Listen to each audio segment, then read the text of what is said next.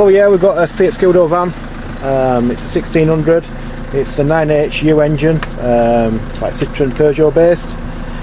Yeah, got a ongoing problem. Yeah, starts, runs perfect, gets to about 18-20 miles and it stops. You have to wait it, well, the customer says you have to wait for about, I don't know, 10, 15, 20 minutes, starts and then runs alright. Carry on doing that. It's done it various times. It's come from another garage. They've done various things, but in tank fuel pumping, done the filters, other things like that. Yeah, we've got it here. We give it a scan. Got 2 fault codes. When it came here, it's got an hard fault of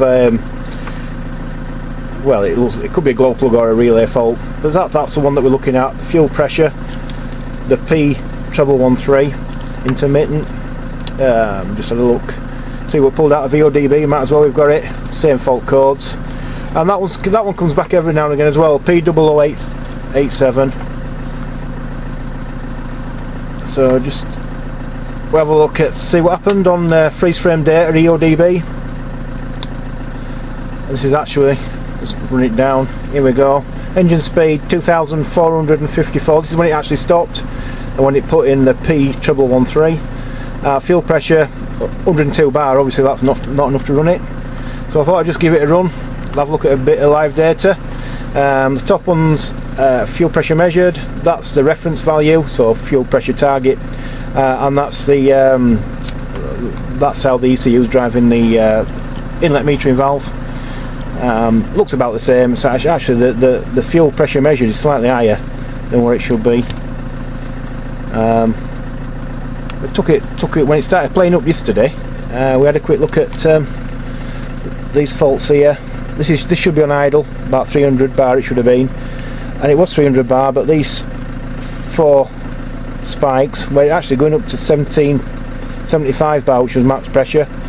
So it looked like it were a wire fault to me. So I stripped it out this morning.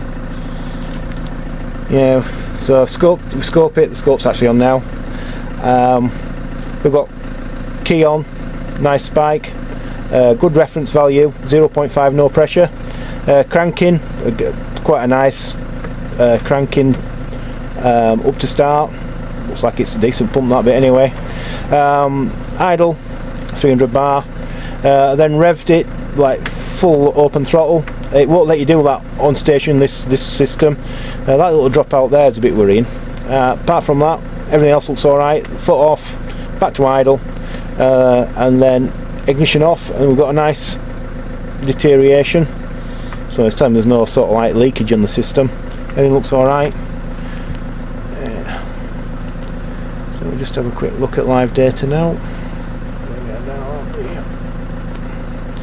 Right, here we go, it's running now, live data. That's the bottom one there, the reference value. That's the actual measured. We'll just give it a blip. Yeah, it's going up to 500 bar. So that's all it'll let you do when you're idle, when you're stationary. Yeah, we've got a decent. Everything looks alright. It's a shame we can't get full throttle. We'd have to do that on the road.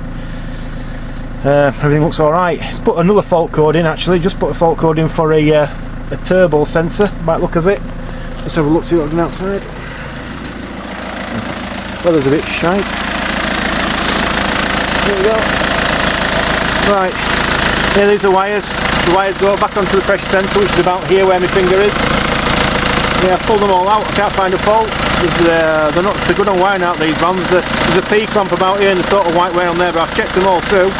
I'm going to replace these 3 wires anyway. I'll hardwire that back to the ECU, I think. And then I think that's about it. I mean, can't think of anything else. So at the moment, I'm not really sure if it's a fuel pressure fault or electronic fault. A bit worried about the turbo thing. I put one of them in yesterday, metering valve. That's a fail close device actually, that one. I can see it. Yeah, fail close device. So if you pull the wire off, it won't get any fuel. This works opposite side to most of them. So what I'm planning on doing next is I'm going to put a false actuator in. That goes in where that goes. then crank it and I'll scope it. Oh, we've got a dropout on the scope there. I might go when I move the wires. Yeah, and it should force the pump to max pressure. All I can do now is sort of like let it see if it fails. Brilliant job.